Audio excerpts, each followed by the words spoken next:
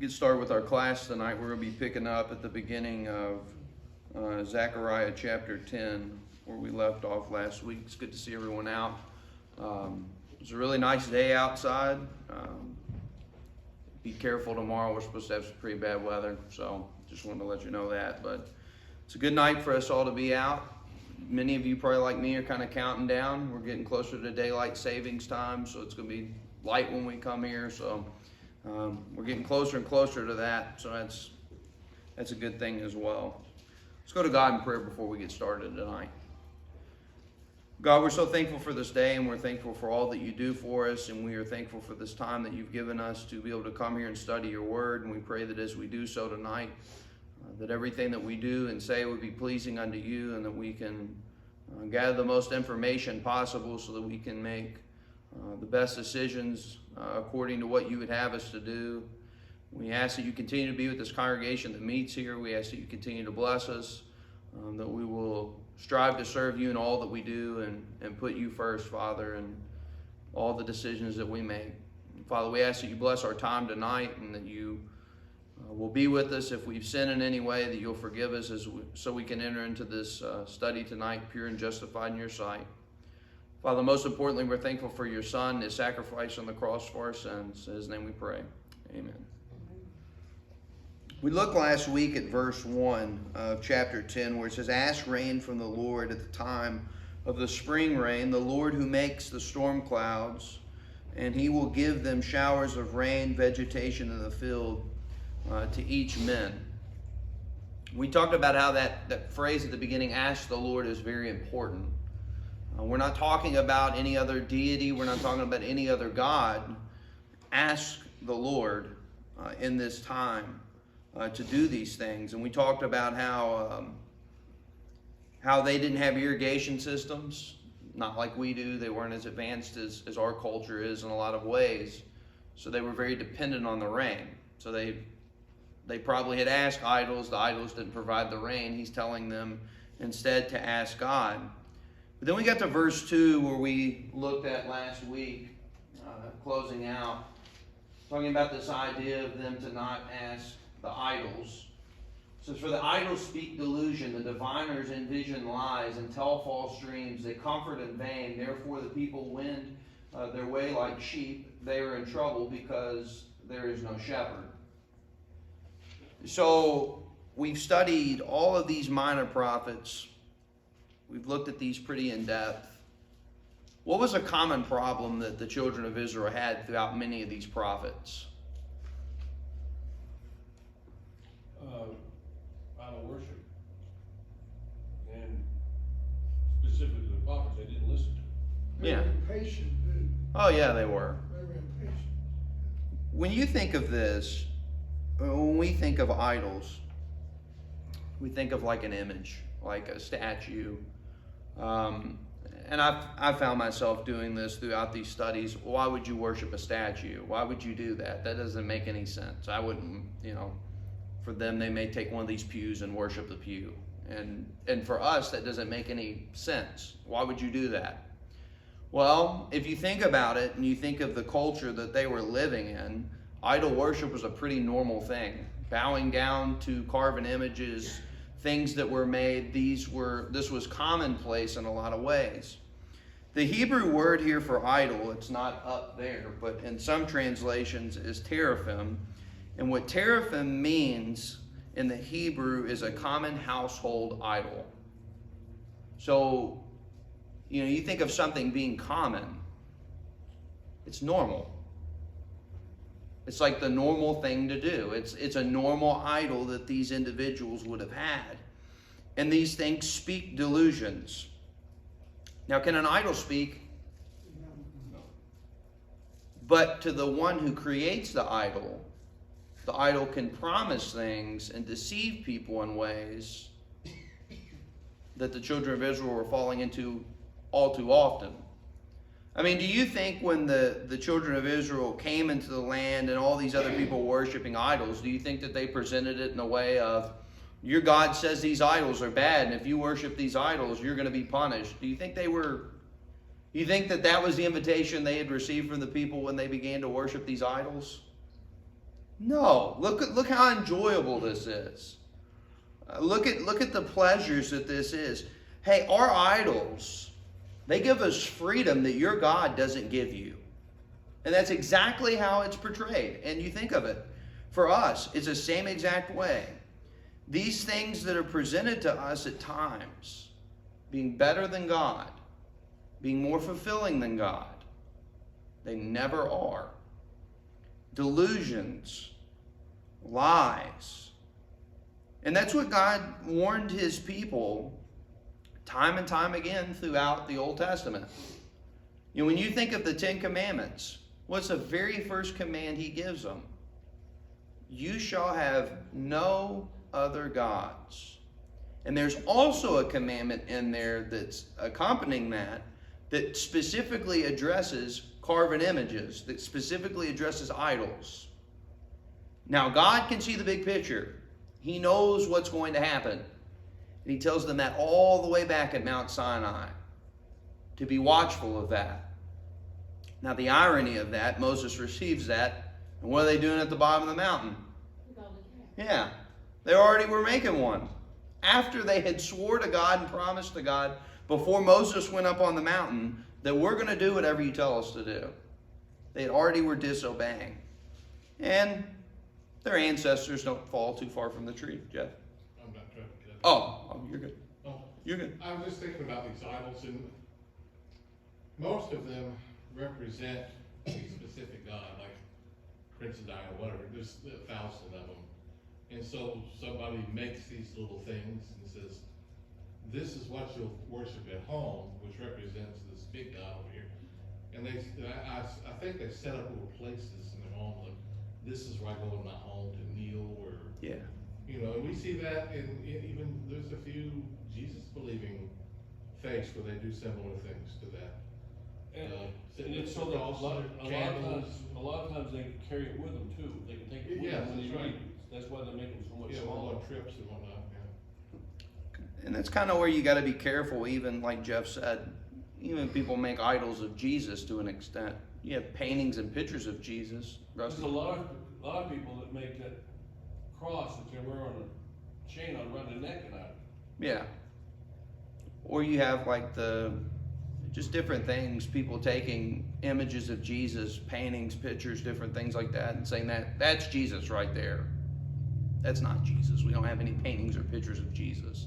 So what we try to do, I think, and every culture does this to an extent, we want Jesus to look like us. We want Jesus to be like us. And the thing is if you really think about it, Jesus isn't like any of us. He was from the Middle East. He was a Jew. So obviously those things are different, but you think, we talked about this ending last week. Idols to an extent, now don't take this out of context, idols to an extent are not inherently sinful. What becomes an idol is not inherently sinful. Anything you put above God is an idol. So you think of a family. God gives us a family. But if we put God before our family before God, that's an idol. Our job, God blesses us with our job. An idol, a lot of times, Chris, it starts from the mind. Yeah. And all it is a rebellion against acknowledging who God is. God, when he created man, knew that the majority of mankind was going to reject him. And he wanted a people, which is what Israel became, that would not do that. That would be unique to the rest of the world, that would honor him. And now when they don't do that, they become like the rest of the world. And all it is just a rebellion against God, is all it is. But I think they tried to have one foot with God and one foot with the idol to appease their intermarriages that they had with the women and men in the area that they lived in. That's what they did. So they tried to keep a foot in both positions, which, who owns the fence? Yeah. You know, but they did. They tried to have the idols and then do things God wanted them to do also, when it don't work. I think it kind of picks up on what Jeff was saying about having the idols in their house, having a specific place dedicated to those idols. Well, we'll give this idol this portion of our house. That appeases the idol. We'll give God the rest of our house or the rest of our attention. That doesn't work. I mean, you think about it. It's very hard to give two things the same amount of attention, the same amount of affection, the same amount of care and love. That's hard. It's really hard to do that. And Jesus even talks about that over in the New Testament, talking about the idea you can't serve two masters, for you'll either love one and despise the other.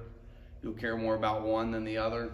Well, I mean, that obviously Jesus knew what he was talking about, but that's a history lesson to an extent too. Like the Jews hearing that would have known that. They would have heard the stories about the idols. They would have learned that throughout their history.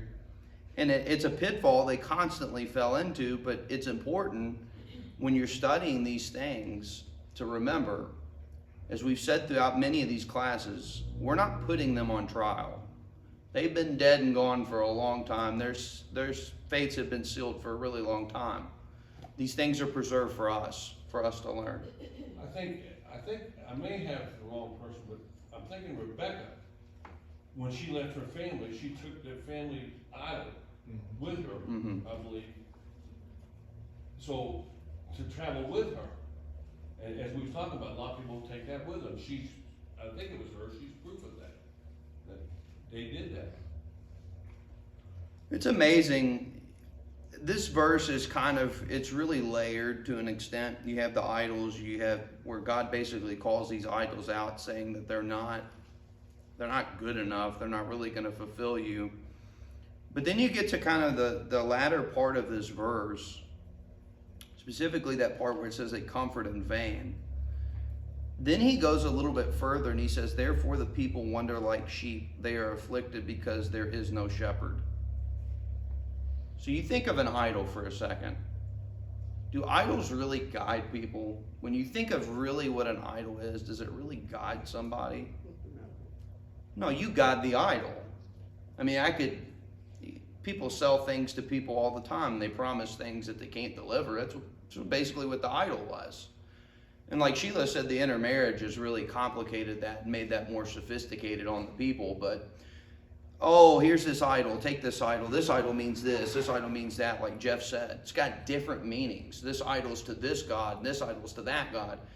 And then it becomes so much that their culture is so saturated by this point.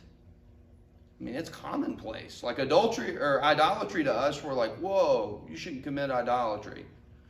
But you got to remember, for them, that was their culture. And that's why they should have got all the other people out of the land. But they didn't. And they make things more complicated on themselves. Jeff? What I was going to say goes right along with that is we think about how do they get so wrapped up in things like that, but it's not a part of today, like you said, we have our own idols that we make, and families, job, whatever, but we don't have it that's not part of culture. If you think of today, what's the real common problem with Christians today? It's just getting wrapped up in the world and allowing God to fall back to the back burner, and then, Lord willing, you catch yourself, go, wow, this last month I haven't really been where I'm supposed to be, Yeah. And I see that similar thing with them it is all around them, and they get wrapped up into it. So, it's like, how does that happen? But it's the culture. And it's easy to fall into the same traps and not even realize it.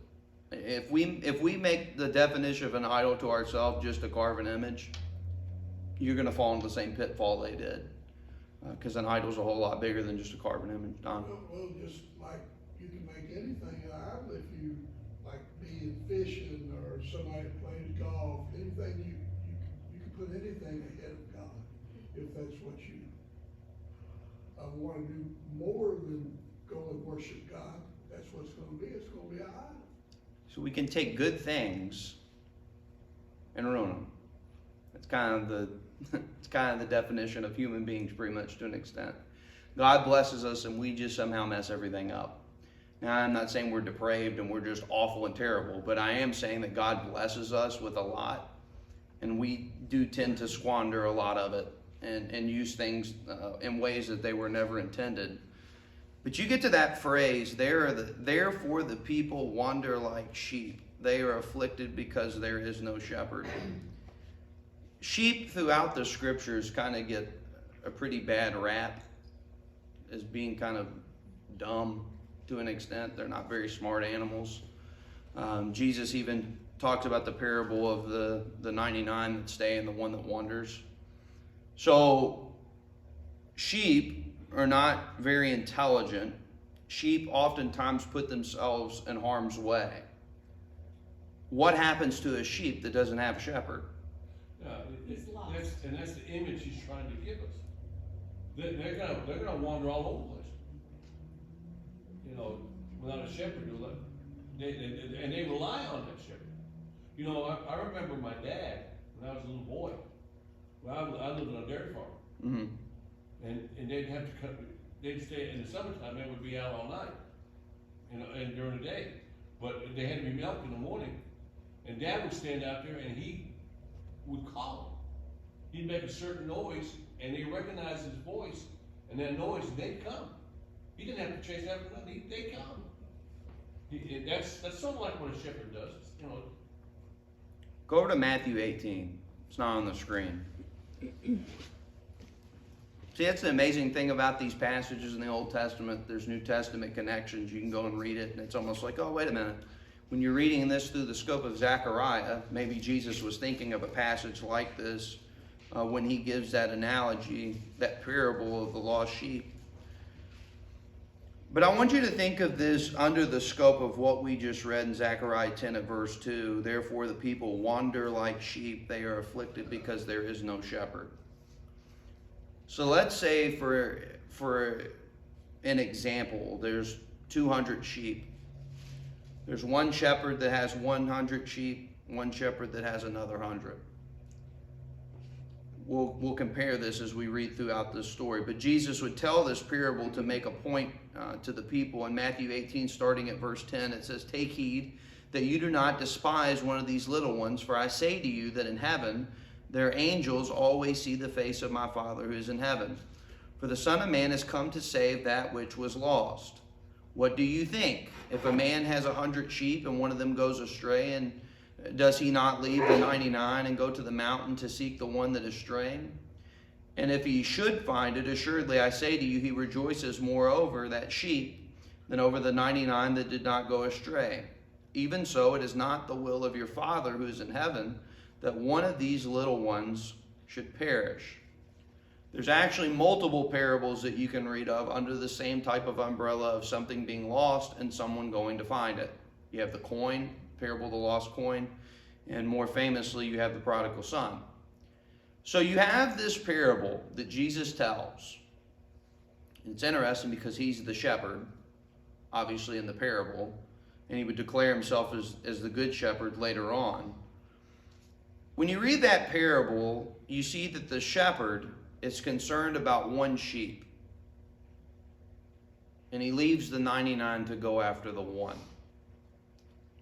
Now you got to remember, in this time, in Zechariah's day, there were not 99 righteous and one unrighteous.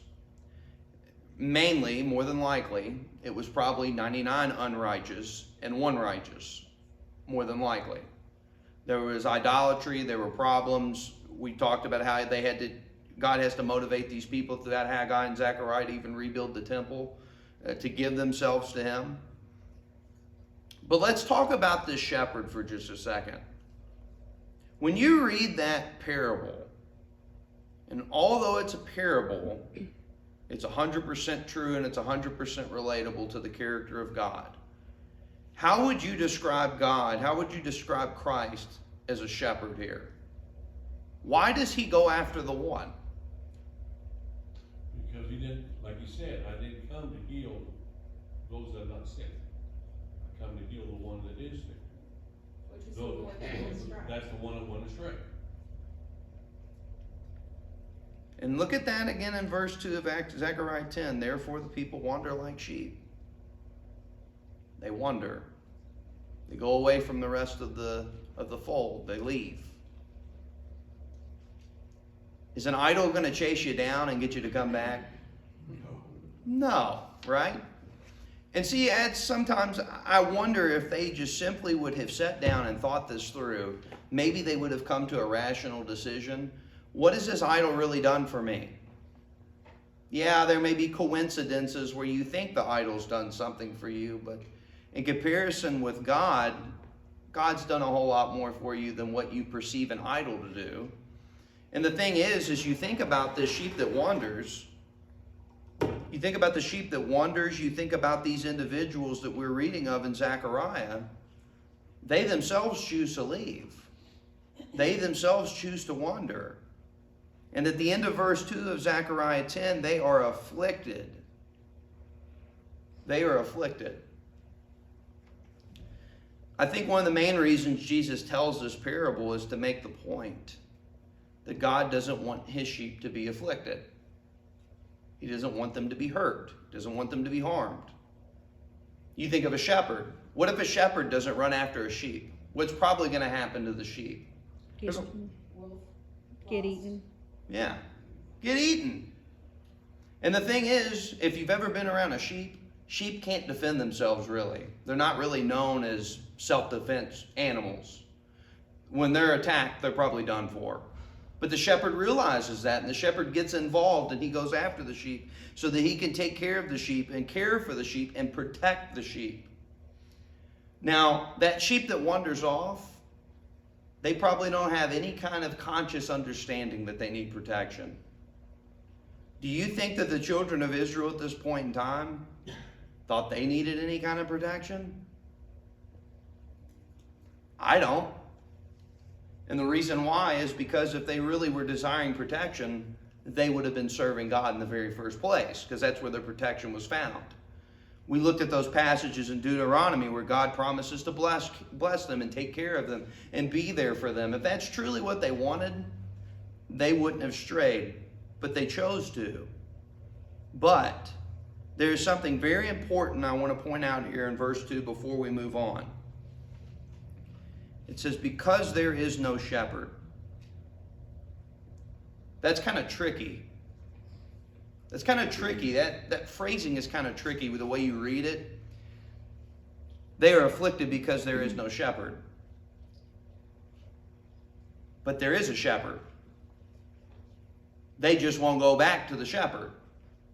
And see, that's what they could have done. Well, we don't have a shepherd. We don't have anyone to guide us. We don't have anybody to be there for us. Oh, God's abandoned us. We had to go to Babylon, and we've come back, and we can't rebuild the temple, and we can't do this, and we can't do that. Sheep choose to wander away from their shepherd. They make those choices to leave their shepherd. We make the same choices. Don? You know, modern day, there's several farms between here and the Rough River where people have sheep. And since they don't have shepherds to watch those sheep, every place you see a flock of sheep, there's going to be a donkey or two there.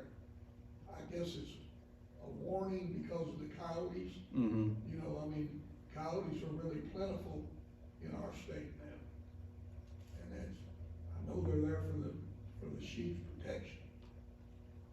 Sheep need protection. We need protection. The Jews tried to do it on their own. They tried to serve the idols. They tried their hardest to do it that way, and it just constantly failed. Same thing can be the case with us. We just constantly do the same thing over and over again, and we constantly fail. And you think of this, the people at this period of time, they were listening to false and deceptive leaders. People that were leading them away from God instead of leading them to God. And that's a point that never probably ever goes out of date.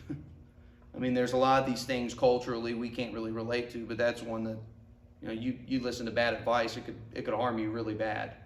And in their case, they had a king, they had a shepherd, they had a God to look over their nation. They chose human kings, they chose carven images, they chose false shepherds. And it's that plain and simple. The lack of godly leadership really was what leads to their downfall. Time and time and time again. They would get one good king. That king would get it on track for a while, and then you'd have 3 or 4 bad ones come along that sent them back generation after generation. So you have that happen. God is really, I think, in a sense, jabbing at the idols, pointing out the idols' flaws, pointing out that he is superior to them. But then you get to verse 3 through 5. Don't trust these idols, only trust God. It says, my anger is kindled against the shepherds, and I will punish the goat herds, for the Lord of hosts will visit his flock, the house of Judah, and will make them as his royal horse in battle. From him comes the cornerstone, from him the tent peg, from him the battle bow, from him every ruler together. They shall be like mighty men who tread down their enemy in the mirror of the street in battle. They shall fight because the Lord is with them, and the riders of horses shall be put to shame. So it's kind of confusing. We just read in verse 2, they were afflicted because there is no shepherd. And then you get to verse 3 where it says, my anger is kindled against the shepherds. Who is God upset with in that? He's mad with somebody. He's upset with someone. He's upset at the shepherds. The spiritual leaders, Yeah. The spiritual leaders. and the civil leaders too. Yeah. Yeah, They got problems everywhere. right. They had taken God out of their culture. They'd lived in Babylon for 70 years, and they had really adapted a lot of the Babylonian ways, which to an extent I can understand that, not from a spiritual perspective, but just physically. You get used to something, it just kind of becomes your routine. But for them, the reason they went into captivity, they're starting to live that way again. And that's becoming a problem. And we see a very important point here. We think a lot of times that God doesn't care about a lot of things going on in life and, leaders and different things like that. Well, God gets upset with leaders that disobey him the same way he gets upset with anyone who disobeys him. Doesn't matter who it is. I'm sure that God sits up in his throne in heaven, and he's not very happy a lot of the times with the decisions that are made around this world that we live in. The same way it's been that way really since Adam and Eve let sin enter into the world. It's been a problem. And it says God is angry. His anger is kindled against these shepherds. He's going to punish these male goats. He's going to visit his flock, the house of Judah, and he will make them like his majestic horse in battle. In mercy, God would transform his people from a flock of sheep to a herd of war horses ready for battle. And you think of that, then it gets to the point where you see kind of a messianic prophecy here in verse 4. We're going to touch on that in just a little bit. But you're going to take a bunch of sheep. They can't do anything. You're going to turn them into war horses? I mean, that's an amazing transformation that only God can do. And I think that is a lot of ways a call back to when they went into the land of Canaan, when they would disobey God, they wouldn't listen to God. What would happen to them? They get beat. I think it's the Battle of Ai, right? Where they tried to do things their own way and they got beat. And they were just devastated that they had lost. But then you have the Wall of Jericho where they do exactly what they're told to do. The walls come down, they take the city. Well, those are the same groups of people. Same exact group of people. What's the difference between those two groups of people that are really the same? Well, when God blessed them, they succeeded. When they rejected God, they didn't. And you think of this, and then you get to verse 4. From them will come the cornerstone, from them the tent peg, from them the bow of battle, from them every ruler, all of them together. You think about this for just a second. God is displeased in verse 3. He's not happy with the people in verse 3. In verse 4, he promises, though, that there's going to be a much better shepherd, a much more righteous shepherd that will come, that will really fix all these problems that the children of Israel had found themselves in. If you think about it, when they were given the opportunity to have their own king, they were thinking like David. They were thinking Saul. They're thinking of someone that fits the bill. And that's a lot of times what got them in trouble. This man looks like a king. Well, just because he looks like a king doesn't mean he is going to be a righteous or a good king. But this perfect shepherd's going to come, and he's going to meet the standard of what God is looking for in a king. Now, immediately for them, hearing this, they go physical. We do too. We go physical immediately, I feel like a lot of times when we think. But that phrase cornerstone is found throughout the New Testament because Jesus is the cornerstone, the foundation. He is the measure and he is the standard. Think of Isaiah 28 at verse 16. It says, "Therefore thus says the Lord God, behold, I lay in Zion a stone for a foundation, a tried stone, a precious cornerstone, a sure foundation. Whoever believes will not act hastily." Psalm 118 verses 22 through 23, "The stone which the builders rejected has become the chief cornerstone. This was the Lord's doing. It is marvelous in our eyes." Matthew 21 verse 42, Jesus said to them, "Have you not read the scripture? The stone which the builders rejected has become the chief cornerstone. This was the Lord's doing, and it is marvelous in our eyes." Acts chapter 4 verse 11, "This is the stone which was rejected by you builders, which has become the chief cornerstone." 1 Peter chapter 2 verses 4 through 5, "Coming to him a living stone, rejected indeed by men, but chosen by God and precious. You also as living stones are being built up, a spiritual house, a holy priesthood, to offer up spiritual sacrifices acceptable to God through Jesus Christ." Like I told you with that Messianic prophecy class we have coming up in Malachi, you get verses like this where you got like 5, 6, 7, 8, 9 other verses that go along with it. I don't think that language is used accidentally. That idea of a cornerstone, of Jesus being the standard, of him being really the foundation of everything. And the Jews knew that. They knew that the Messiah was going to be that foundational pillar for them. But it's amazing you have passages like these, and you have Jesus quoting something similar over in Psalms. Does it ever kind of make you wonder how they didn't get it? Like you go through and you study those Messianic prophecies, it's really hard to miss. Like all these things are not coincidences, that these things just line up, and it's just, oh, that's weird that this would go that. You would think someone would have been paying attention enough to say, wait a minute, he's fulfilling all these prophecies, he's doing all these things. It kind of would make you open your eyes a little bit. But you think about it, a cornerstone, a foundation, it's presented to the Jews. And what do they do with it? They reject it. Go back to this period of time with Zechariah. God is presented to them as a shepherd, presented to them as a king, presented to them as their God. What do? They reject him. They don't want anything to do with him.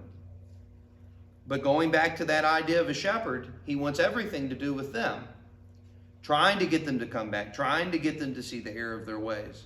And as we look through that parable over Matthew 18 of Jesus, you see the same thing of him being a shepherd. But there's not just the cornerstone aspect, you have the tent peg too. Jesus is the tent peg holding all things securely. Isaiah chapter 22 verses 23 through 24, "I will fasten him as a peg in a secure place, and he will become a glorious throne to his father's house. They will hang on him all the glory of his father's house, the offspring and the posterity, all vessels of small quantity, from the cups to all the pitchers." There you go, there's another prophecy of him being a tent peg. But then you have Jesus as the battle bow, a strong fighter for good. Isaiah 63 verses 1 through 4, "Who is this who come from Edom, with dyed garments from boar's rags? This one who is glorious in his apparel, traveling in the greatness of his strength. I who speak in righteousness, mighty to save. Why is your apparel red, and your garments like one who treads in the winepress? I have trodden the winepress alone, and from the peoples no one was with me, for I have trodden them in my anger and trampled them in my fury. Their blood is sprinkled upon my garments, and I have stained all my robes. For the day of vengeance is in my heart, and the year of my redeemed has come. This one who is glorious in his apparel. It's to show that this is not just any normal person. But you also have the fact that Jesus is a leader. That kind of goes back to that idea of being a cornerstone, Revelation 19 and verse 16. And he has on his robe and on his thigh a name written, King of Kings and Lord of Lords. So everything they were lacking, everything they did not have, they were not taking advantage of, Jesus would come and be all those things. Rusty? Yeah, if you look at verse 3 here, he says, my anger is kindled against the shepherds, and I will punish the goatherds. The Lord of hosts will visit his flock in the house of Judah. And then he drops down to verse 4 and says, from him comes the cornerstone. Talking about the house of Judah. If you go back to Genesis 49, where Jacob in his dying breath gives his last words to all of his sons, he tells Judah that the law will come from you. Mm-hmm. The scepter will be from you. And that points to this. Yeah, it's a good catch. Picking up on that and looking at that. But it's amazing you have that. Cornerstone, tent peg, bow of battle. He's a ruler of all of them together. These are amazing descriptions of Jesus that you can actually go and you can read similar statements really made about him throughout his life. That he's the fulfillment of all these things. A cornerstone, a tent peg, a bow of battle, and a ruler. He's everything you could ever want. I think that's what God's trying to get across to them. He's everything you could ever desire, everything you could ever want. Yet, they reject him. They rejected God time and time again too, though, over throughout these passages, looking at this. But, you know, it's amazing. You have these prophecies, you have these things to look at, but because of this shepherd, because of this cornerstone, Israel is going to be gathered again together, and they're going to be strengthened by his presence. It says, I will strengthen the house of Judah, and I will save the house of Joseph. I will bring them back, because I have mercy on them. They shall be as though I had not cast them aside, for I am the Lord their God, and I will hear them. Those of Ephraim shall be like a mighty man, and their heart shall rejoice as if with wine. Yes, their children shall see it and be glad. Their heart shall rejoice in the Lord. I will whistle for them and gather them, for I will redeem them, and they shall increase as they once increased. Like Rusty said, you have that idea of the house of Judah. Obviously, that would have significance when you're talking about Jesus, that being the lineage of where he came from. But this is a promise that is repeated time and time again throughout this book. But in this, the language is more intense. God is mad about the shepherds. He promises a better shepherd coming. He promises a cornerstone coming. And there's some intensity in this to Zechariah to convey to the people. What he's saying here is God will save and he will bless Israel. But he would also have mercy on them. But this is not just for Judah. The house of Joseph here is interesting because if you think about it, when you think of the 12 tribes, Joseph doesn't have a tribe. It's not just known as Joseph. His two sons have tribes.